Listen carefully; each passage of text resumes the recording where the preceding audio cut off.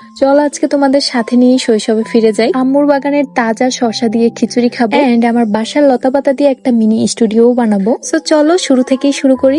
So hello everyone, আসসালামু আলাইকুম, welcome to my another new daily blog. সকাল সকাল বৃষ্টির মুখ দেখেই ঘুমটা ভাঙলো। ভেবেছিলাম আগস্টে মনে হয় বৃষ্টি কমে যাবে, বাট তা তো একেবারেই হলো না। এই ওয়েদারে আম্মু প্রায় ডাল চাল দিয়ে এভাবে করে খিচুড়ি রান্না করে, আর এটা খেতেও বেশ মজা হয়। সকাল সকাল খিচুড়ি দেখে আমার মনে হচ্ছিল কি জানো, এখানে শসা হলে একেবারে জমে যাবে। সো এটা ভেবেই আমি আমার আম্মুর ছোট্ট সবজি বাগানটাতে চলে গেলাম।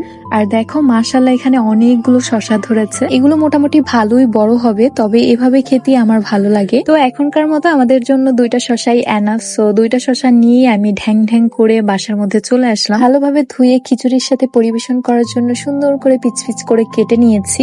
আমার গ্যাং বাহিনীকেও দিয়ে দিয়েছি, বাকি যা ছিল সবগুলোই আমি নিয়ে নিলাম। এই যে এনারা এখন হুশ জ্ঞান হারিয়ে কার্টুন দেখতে দেখতে খাচ্ছে। আমিও বসে বললাম আমার পছন্দের ড্রামা সিরিয়াল নিয়ে। বাইরে টিপটিপ বৃষ্টির শব্দে খিচুড়ির সাথে পছন্দের ড্রামা একদম পুরোই জমে গিয়েছে। তোমরা কেউ কি এই ড্রামাটা দেখো? আমাকে জানিও। হ্যাঁ, ওকে, সকালের খাবারটা শেষ করেই হয়ে গেলাম পশ টিচার, আবার এটাও বলতে পারো বেতন ছাড়া টিচার। তো 1.5 ঘন্টার মতো পড়েছিল, দেন ওদের স্কুল টাইম হয়ে যায়। এজন্য তাড়াহুড়ো করেই তারা চলে গেল গোসল করতে। আর এই দৃশ্যগুলাই হচ্ছে গ্রামের আসল মজা, তাই না? গ্রামের প্রতিটা বাড়িতে এভাবে করে একটা পুকুর থাকবে, আর সেখানে বাচ্চারা হই হুল্লোড় করে সাঁতার কাটবে। এটাই হচ্ছে গ্রামের আসল শান্তি। কার কার শৈশব এভাবে গ্রামে হই হুল্লোড় করে মজা করে কাটিয়েছো কমেন্টে জানিও। এই দেখো এনার আবার পুকুরে নামার শখ হয়েছে, সেজন্য একদম কান্নাকাটি করে ভাসিয়ে দিচ্ছে। শেয়ার করার তাকে 2টা বোতল ধরিয়ে দিলাম, আর এটাই হচ্ছে তার প্রথমবারের মতো পুকুরে নামা। আর এই বোতল দিয়েই হচ্ছে আমার গ্যাং বাহিনীও সাঁতার শিখেছে। ওদের সাথে সাথেও আমি উপরে বসে খুবই এনজয় করলাম। দেন চলে গেলাম আমার মিনি স্টুডিওর কাজ করতে। যে কোনো ছোটখাটো প্রোডাক্টে শুট করার জন্য